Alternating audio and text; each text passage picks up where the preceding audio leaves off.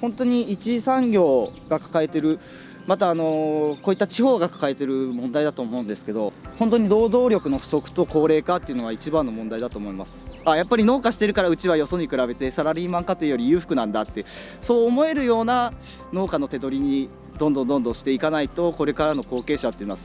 増えないと思うんですね。やっぱり親もこれだけ儲かる商売なんだからあんたも続けなさいって強く言えるような、そういう商売に農業がなっていけばいいかなって僕は思っています。そう語るのは愛媛フルーツビレッジ国安の母体、国安製菓の4代目国安健太さん。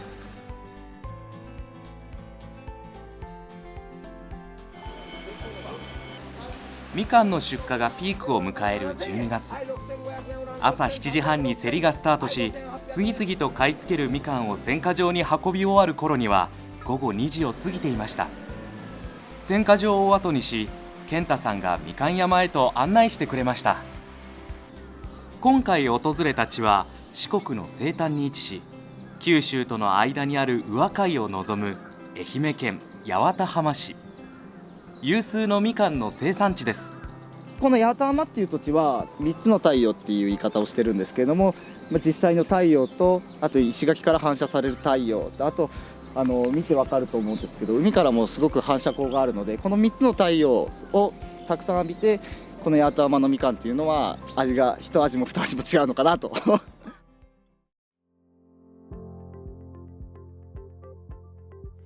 健太さんの父であり、ネット販売に挑戦し、今なお現役で現場を取り仕切るのが3代目代表取締役を務める国安聡さん。最初は大層なこと考えてませんでした。その生産者を救おうとか、そんな大それたことは、卸だけではこれからちょっとこの業界難しいんじゃないかと、そういうことが頭の中によぎってましたね。で、宅配がもう始まったということで、これはもう個人向けにもういろいろ物を送れるなっていうのはね、漠然とは思ってましたね。そうして2004年に郵便局が運営するふるさと小包で初めて小売りに挑戦。翌2005年末に楽天市場にお店をオープン。当時聡さん51歳からのスタートでした。最初はあれでしたね。もう私一人で全てやらなきゃいけなかったんで、もう地獄ですね。もうページ作るのに夜2時頃まで3時頃までかかって、であと朝今度注文、少なかったからねまだやれたんでしょうけど、注文を受けて、これは大変でしたね。で寝る暇なかったですね、もう当時。楽天市場出店から3年、会社とネットショップを取り仕切ってきた聡さんに転機が訪れます。2008年には大学を卒業した健太さんが国安に就職。そしてネットショップで初めての手応えを得たのもこの頃だといいます。私もね、父から家継げとかそういう話は一切受けてません。私はもう絶対後を継がなきゃいけないもんだと思ったから、息子もそう思ってるんじゃないかと思っただけで息子がいるとね、これは非常に楽です。私は本当に仕事が今いなかったらね、多分やれないですね。もう継ごうってしっかり決めたのは高校2年生の時の冬、長期休みの時に初めてしっかり自分の家業っていうものをしっかりさせてもらったんですね。その時にこんなに親父頑張ってたんだって、こんなしんどい仕事毎日やって飯食わしてくれてたんだってすごく思いました。2009年からはネット専属スタッフを設け、愛媛みかんの魅力を伝える現在のページへとリニューアル。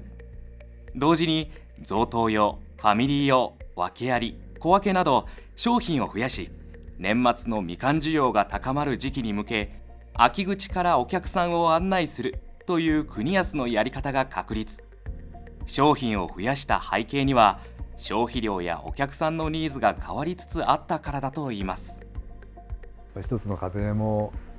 人数がどんどん減ってますしね。だから10キロとかいうみかんではもう多すぎる時代になってきましたよね。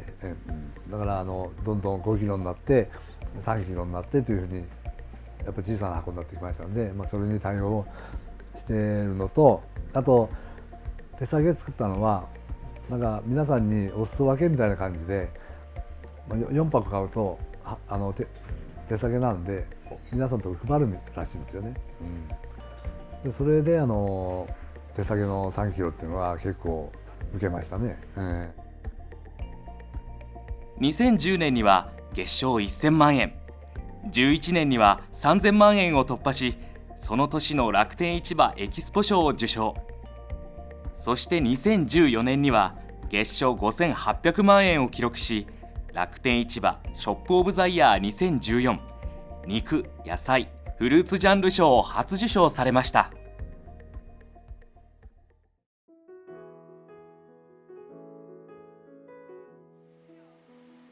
2016年12月午後9時、みかん出荷最盛期を迎える国安の選果場には夜勤チームが集まり、翌日出荷分のみかんの選定が始まろうとしていました。7時半前に市場に行って7時半から競りなんですよ。早い時で今日の10時で、遅ければ12時頃まで競りをして、でみんなで買った品物を持って帰るともう2時頃になりますね、遅い時は。我々はそれから帰ったらもうその選果の手伝いなんですけど、12月とかだと今はね、毎日みんな現場の人間が夜中の12時まで仕事してますありがたいことに今年